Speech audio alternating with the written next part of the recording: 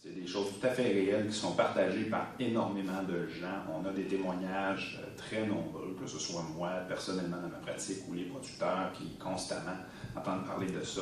Mais c'est extrêmement difficile dans une situation de monopole de manifester de la désapprobation sans avoir une certaine crainte, que ce soit justifiée ou non, par le simple fait qu'il y a trop de pouvoir entre les mains actuellement en agriculture. Et ça, dans n'importe quel domaine, c'est un problème majeur et c'est inacceptable dans une société libre et démocratique de dire que ce soit la même entité qui, dans les faits, soit à la fois l'employeur, le syndicat, celui qui réglemente et celui qui est votre banquier.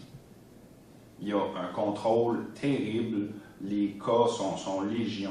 C'est imaginer en droit du travail s'il y avait une seule industrie dans toute la province qui était gérée par le même syndicat, puis que le syndicat et l'employeur seraient la même personne, puis qu'au surplus, il pourrait vous enlever votre hypothèque si jamais ça ne va pas bien. Ça, c'est une problématique très réelle, et ce n'est pas de l'invention.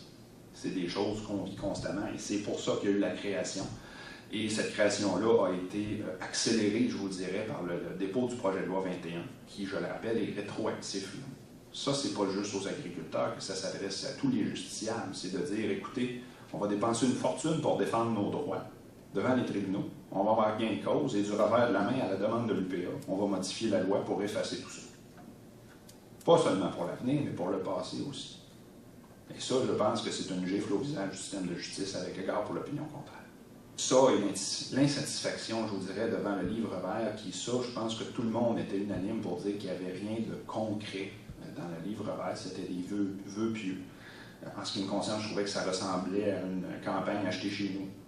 Et honnêtement, c'est pas ça que les agriculteurs attendaient. Les agriculteurs, il y avait déjà eu combien de mémoires qui avaient été déposées à la commission Pronovo qui disaient ce qu'il y avait à faire, qui la cernait la problématique. Le rapport était là, il restait juste à le mettre en action.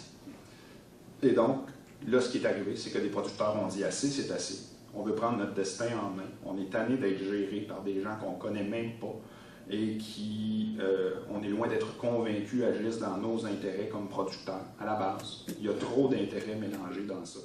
Le recrutement va déjà bon train et qu'on est déjà représentatif dans plusieurs productions et dans plusieurs régions. On est ouvert à tous les secteurs. On est également, on est un syndicat avant tout de producteurs professionnels. Et ça s'adresse d'abord et avant tout aux producteurs agricoles qui peuvent être membres pour une cotisation de 200 $ par année, mais l'adhésion est strictement volontaire. Pour nous, ce qui est important, c'est de ramener la liberté et la démocratie en agriculture. Et quand je dis pour nous, évidemment, je parle pour l'Union. Et par contre, les gens qui voudraient nous encourager, les contributions sont acceptées, mais bien évidemment ne peuvent pas donner droit à des votes, parce que ça irait contre l'essence même des syndicats.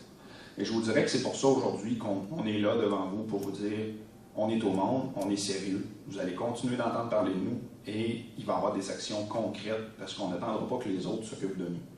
Pour citer Félix Leclerc, si on ne s'occupe pas de la politique va s'occuper de nous, bien, ça se passe depuis trop longtemps en agriculture et les agriculteurs, pour la majorité silencieuse, j'en suis convaincu, en ont assez et veulent des choses différentes.